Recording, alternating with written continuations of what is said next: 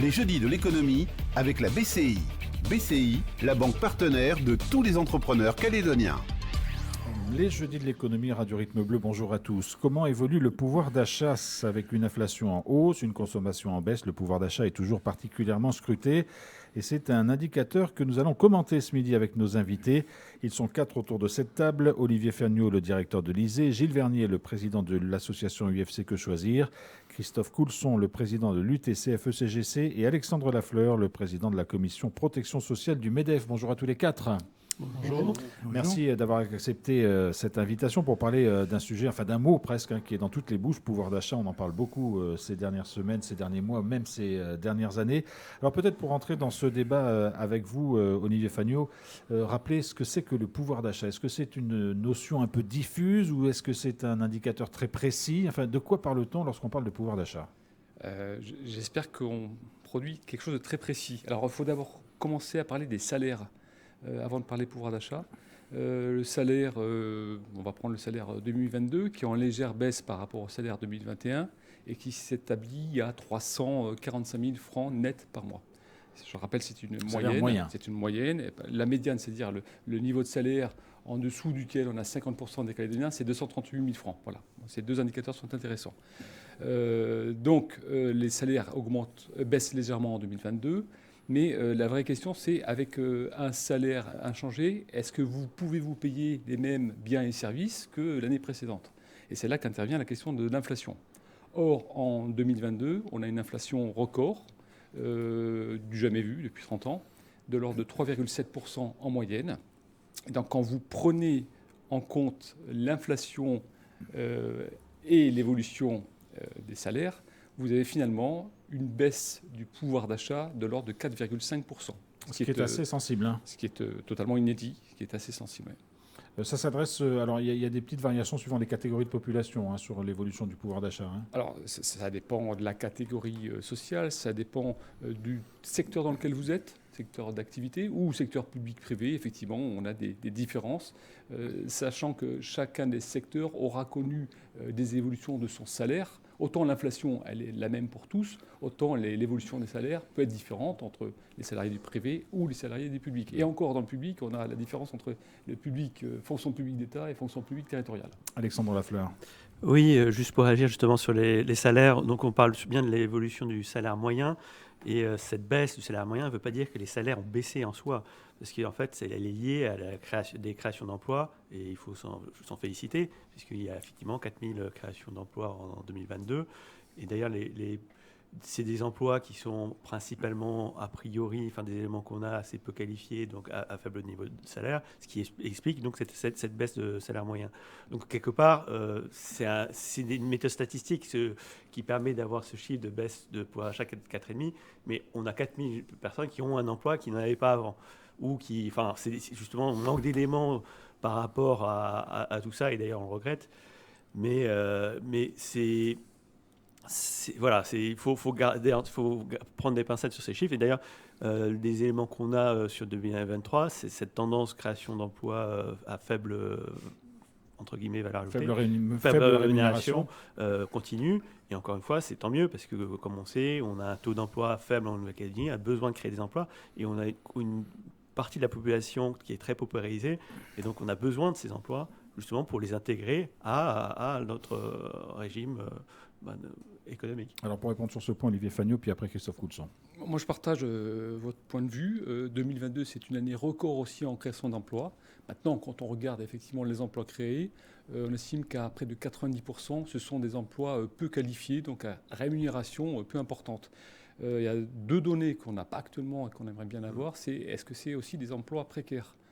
CDD temps partiel. Et actuellement, les statistiques ne nous permettent pas d'y répondre. Donc ça, c'est des éléments tout à fait importants. Donc derrière un record, un effectif employé record, effectivement, ce n'est pas forcément des emplois à la fois durables et bien rémunérés. Christophe Coulson. Oui, merci. Donc je partage ce qui vient d'être développé à la fois par Alexandre et à la fois par M. Ferniaud, mais je tiens quand même à préciser que les salaires ont bel et bien baissé en ce qui nous concerne, notamment par exemple par l'augmentation de la pression fiscale. Je vous rappelle qu'en 2022, On a eu une petite augmentation de la CCS, donc c'est bien venu percuter les salaires de tout le monde, hein, de tous les actifs, privés ou publics.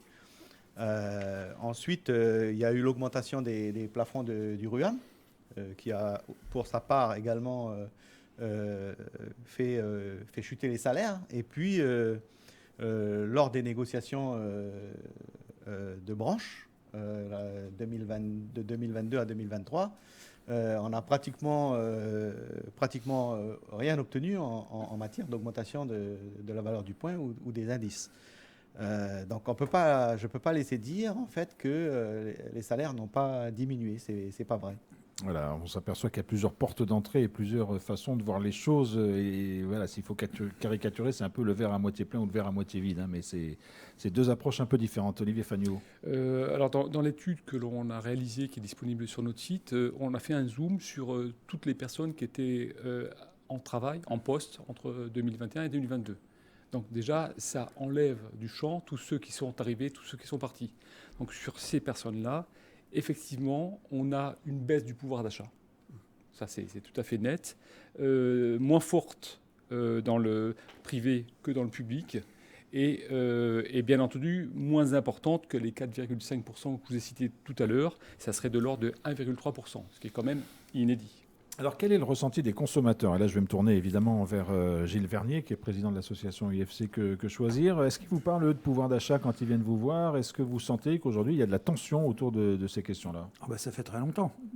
C'est le serpent de mer, la hausse des prix et le pouvoir d'achat. Simplement, je voulais réagir.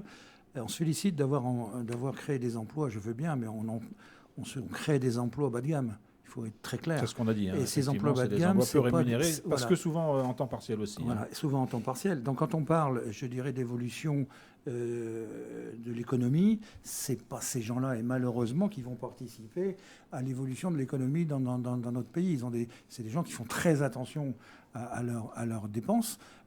Donc une progression de l'économie calédonienne passe certainement pas par ces gens-là. Bon, il ne faut pas oublier non plus qu'on a un certain nombre de personnes qui sont parties avec un fort pouvoir d'achat. Ça agit sur le commerce, ça agit sur sur l'activité économique. Oui, bien évidemment, il faut être clair. Moi, j'estime deux choses. On parle de la hausse des prix, on parle du pouvoir d'achat. L'ISEE donne des statistiques. Nous, on n'a pas les mêmes, il le sait, parce que nous, on est beaucoup plus contraints. On s'oblige à avoir un relevé de prix de peu de produits. L'ISEE a un panel plus important. Donc, quand on élargit la base, il est évident que les pourcentages ne sont pas les mêmes. Mais il faut bien prendre en compte que les consommateurs, c'est comme la météo. Vous leur dites il fait moins 10, ils ont un ressenti de moins 20. Ils ont plus froid. Et bien les prix, c'est exactement pareil. Ils ont la même réaction. On a beau leur dire que les prix n'ont pas augmenté les gens viennent nous voir. Certains mois, les prix de l'alimentation, par exemple, diminuent. Ça n'arrive pas très souvent, mais voilà, ça ils ont quand même un peu augmenté là. Ouais. Mais je veux dire que le ressenti des gens fait que de toute façon, ils vous diront ah oui, non, mais j'ai vu tel produit, il a été multiplié par 2. Voilà. Donc il faut faire très attention quand on annonce publiquement les prix ont baissé, nanana. Le Calédonien, il écoute et il y croit pas trop. C'est ça qu'il faut voir. Les ressentis et la statistique le font pas ressenti toujours est bon très ménage. important. Voilà. Olivier Fagnot. Alors, sur le ressenti, je pense qu'il y a deux éléments. Le fait qu'on est davantage marqué par ces achats du quotidien. Et ces achats du quotidien, c'est en général l'alimentaire. Et on voit bien qu'il y a des hausses de prix importantes. Deuxième chose, c'est que justement sur l'alimentaire, on a déjà des prix extrêmement élevés. Je vous rappelle le différentiel de prix entre la Nouvelle-Calédonie et l'Hexagone qui est de 78%. Donc ce ressenti, il est réel. Sur l'alimentaire, oui. Pour aller plus loin sur les personnes à revenus modestes, depuis 2022, l'ISEE sort un indice des prix à la consommation justement sur ces personnes les plus modestes. Donc c'est les 20% de personnes qui ont les revenus les moins élevés. Qu'est-ce qu'on voit depuis août 2022 ? Une divergence entre ces personnes-là et le reste de la population. Et donc ces personnes les plus modestes, qui naturellement avaient un ressenti plus fort que les autres parce que à budget plus restreint, le pôle alimentaire est plus important.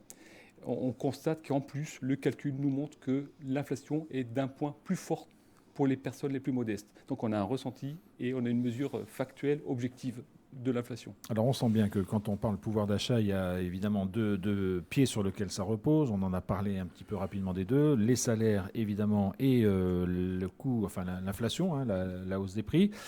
Selon vous, sur quel point il faut agir d'abord pour faire en sorte que le pouvoir d'achat augmente? Alors évidemment, Christophe Coulson, vous nous avez parlé des salaires, mais est-ce que vous aussi, côté syndicat, vous avez des propositions, vous avez une réflexion sur l'inflation, la hausse des prix et la manière de la contrer?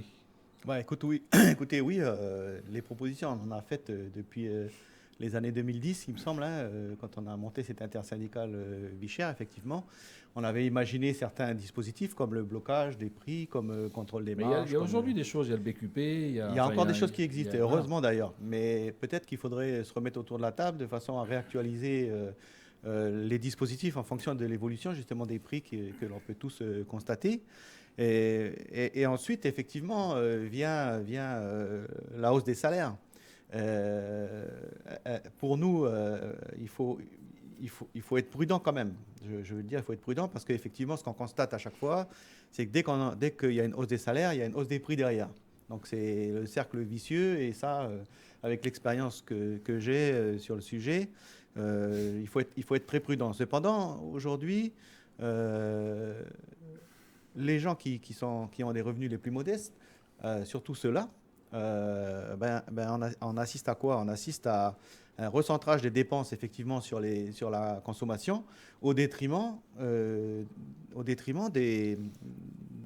d'autres achats qui viennent améliorer le quotidien, qui viennent améliorer la vie de tous les jours et qui peuvent contribuer à se faire plaisir. Donc automatiquement aujourd'hui, c'est vrai que le secteur de l'alimentation, il est très peu impacté par rapport à d'autres secteurs pour lesquels ils sont largement en souffrance. Hein. On prend l'hôtellerie, on prend l'aérien. Les dépenses vont vraiment sur les dépenses les plus nécessaires et les plus obligatoires. Tout à fait. Donc là, on est à un point, je pense, où il faut que chacun puisse comprendre ça et qu'on puisse faire des efforts pour essayer, entre autres, d'augmenter un petit peu les salaires. Olivier Fagnot.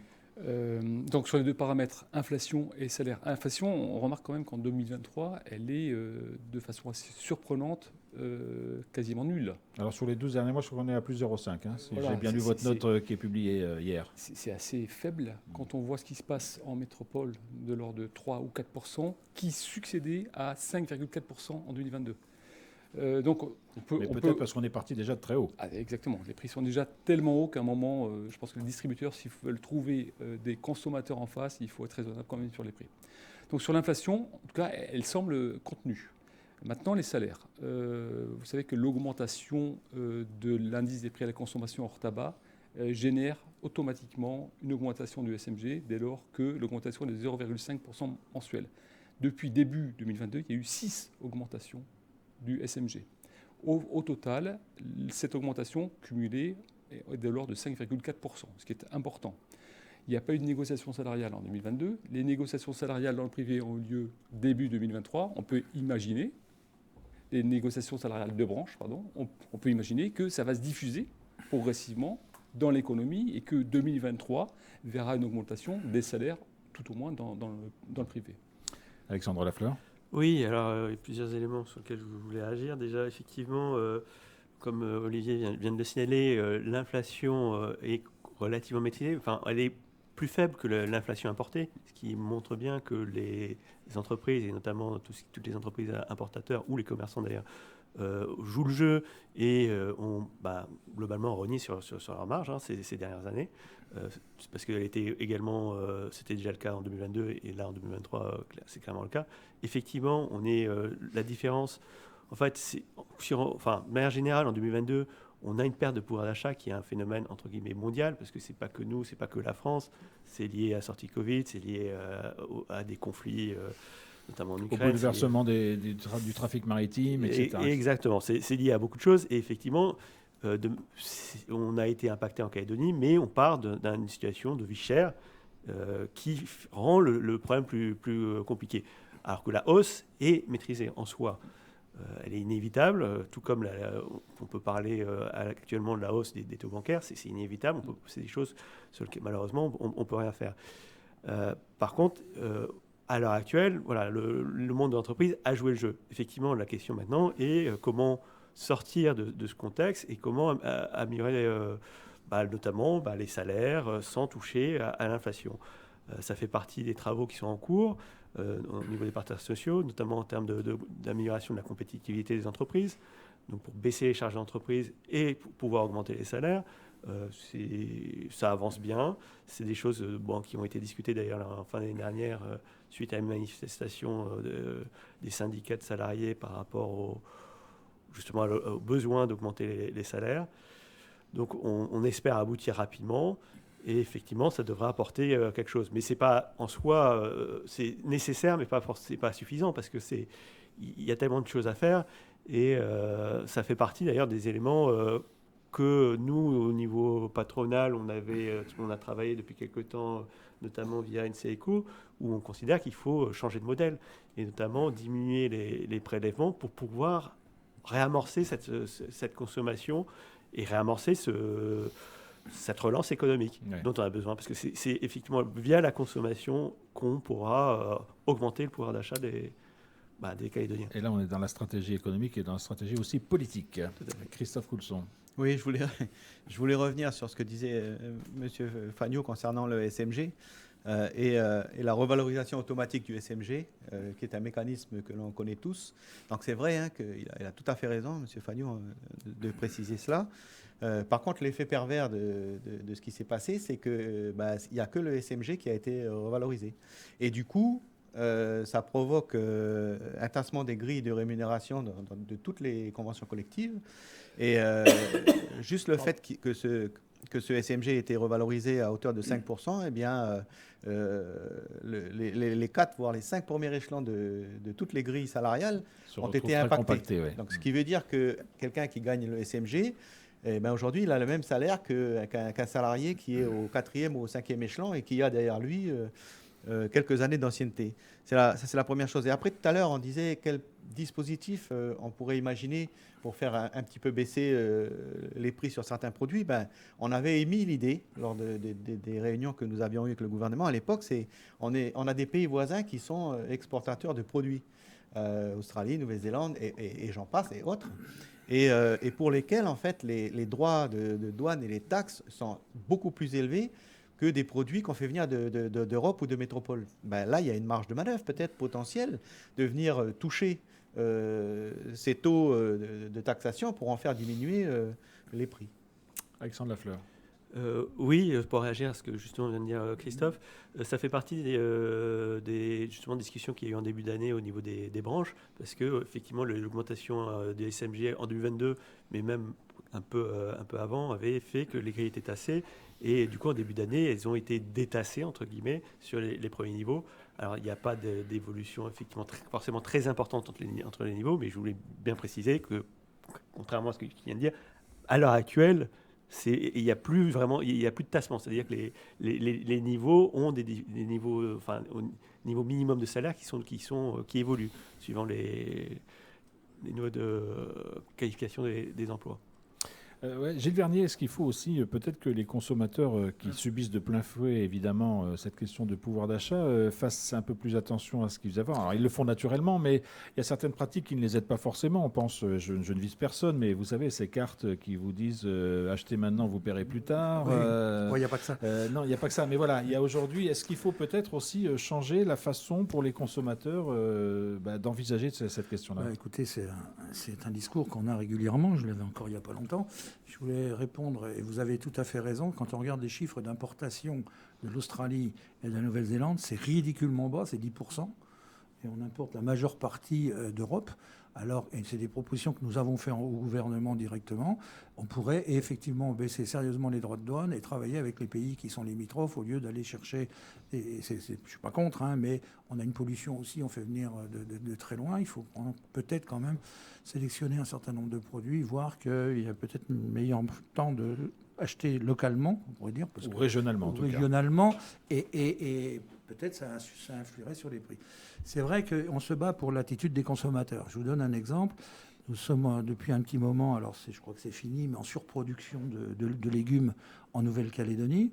Et quand vous interrogez les grands magasins et quand vous interrogez les distributeurs, ils vous disent on a jeté des centaines de kilos de produits, de légumes à la poubelle parce que les consommateurs ne l'ont pas acheté. Or, on avait des courgettes à 200 francs le kilo, il y avait une surproduction locale et il faut que les consommateurs calédoniens se prennent un peu en charge, commencent un peu à être, des fois il y a un terme méchant, mais adultes, de ne pas acheter à la l'aveuglette parce que je pense que le fait d'acheter responsable, ça ferait aussi baisser les prix. Je pense que c'est très important. On a trop tendance à consommer parce qu'on a envie. Alors, il y a une évolution. Moi, quand je vais dans les magasins et j'interroge les gens, maintenant, les gens commencent à regarder le prix au litre, le prix au kilo.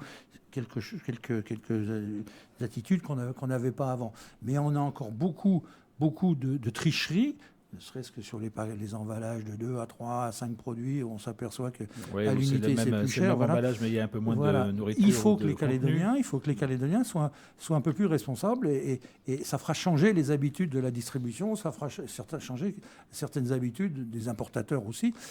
Bon, c'est un travail de long terme, mais ce serait au bénéfice de tout le monde. Alexandre Lafleur. Oui, je voulais juste réagir effectivement par rapport au besoin d'importer davantage régionalement. Enfin, on est tous d'accord, hein, c'est logique. Et d'ailleurs, je voulais noter que l'Union européenne a récemment signé un accord de libre-échange avec la Nouvelle-Zélande, pour lequel la Nouvelle-Calédonie n'est pas concernée. Pas concerné. Exactement. Et travaille avec un accord de libre-échange avec l'Australie. Encore une fois, a priori, on est sorti du lot, mais même si on n'est pas concerné, il y a moyen de travailler pour qu'on le soit. On ne l'est pas à l'heure actuelle, mais on pourrait l'être. Et donc ça montre bien que même si à l'heure actuelle il y a des produits, notamment de Nouvelle-Zélande, où il n'y a pas de droit de douane, notamment au niveau alimentaire, il y a des réflexions, je pense, à mener, et on a l'opportunité à l'heure actuelle de le faire, puisque l'Union européenne l'a fait, et c'est quand même entre guillemets débile que l'Union européenne, il n'y ait pas de droit de douane pour les produits néerlandais, mais il y en a pour la Nouvelle-Calédonie. Donc oui, il y a clairement je pense que des choses à faire dans le domaine. Christophe Couchon. Oui, je rajouterais à ça aussi une idée que l'on avait développée lors de nos échanges avec le gouvernement. Elle consistait à mettre en place une différenciation des prix en fonction de la qualité des produits. Ça, on le trouve dans les pays voisins. Moi, j'ai eu l'occasion de bouger et de voir des tomates, par exemple, à différentes qualités avec des prix différents. Ici, c'est pas le cas. Vous allez dans les pays voisins, la viande, par exemple, elle est vendue en fonction de sa qualité. Ici, c'est pas pareil. Ici, vous avez un prix pour toute la viande qui est posée sur les étals.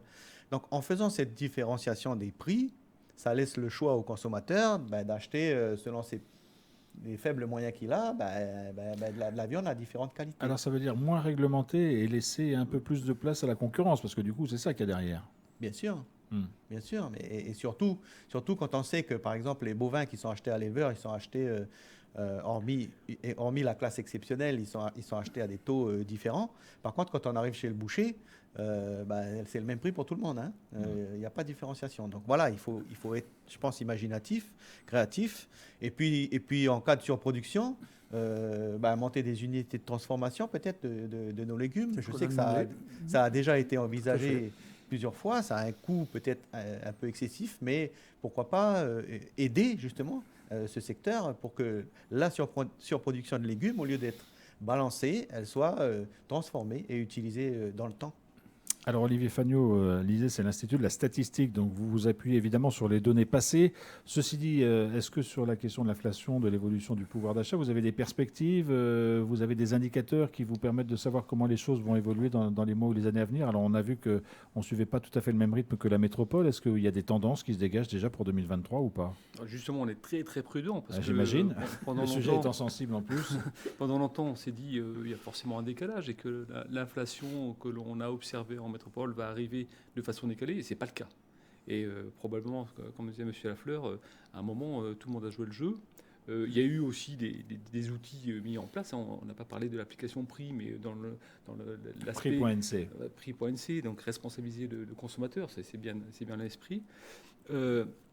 Donc, difficile à dire, bien entendu, et d'autant que, je vous disais, chacun a fait quand même l'effort de rogner sur les marges. Je ne sais pas jusqu'à quand les distributeurs pourront rogner sur leurs marges, et puis à un moment, moi, ce qu'on n'estime pas, dans l'immédiat en tout cas, c'est une baisse des prix. les 3,7% quelque part qu'on a subi en 2022, on ne le voit pas tout de suite un retour des prix comme c'est le cas au niveau national. Pas forcément de baisse des prix, mais peut-être un petit peu plus de pouvoir d'achat pour le coup, si on considère qu'en 2022, les éléments étaient assez contraignants. Hein. Exactement, c'est les perspectives heureuses qu'on pourrait imaginer. Merci beaucoup à tous les quatre d'être venus dans ces jeudis de l'économie pour évoquer cette question du pouvoir d'achat qui est un mot qu'on entend beaucoup dans les conversations actuellement. Et c'est une émission qui sera évidemment disponible en réécoute dans quelques instants sur notre site internet rrb.nc. Bel après-midi à tous.